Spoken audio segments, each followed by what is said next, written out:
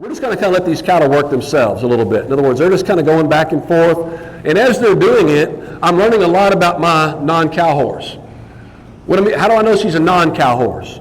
How many of you guys notice that she's a little bit worried about the cattle?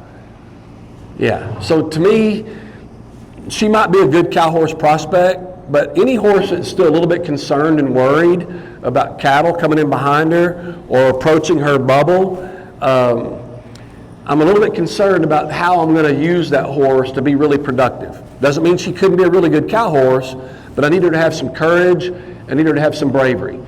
But to be honest, the best cutting horses I've ever trained in my life were horses that started out afraid of cows. If they're afraid of a cow, they will usually react really, really well on a cow.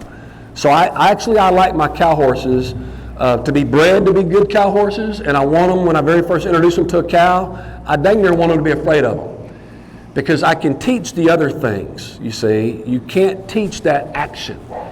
And so a lot of times that action can work to my favor on a horse. So I'm not opposed to her being a cow horse or opposed to her being kind of worried about them, but I also want to be aware of it to the point that I'm not going to get in tight spaces with cattle all around me and overwhelm a horse that still shows some signs of a little bit of concern.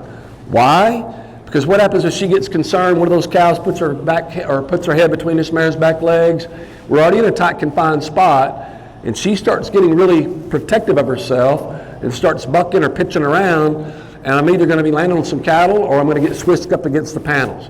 None of that's good for her courage. In fact, it's going to hurt her courage.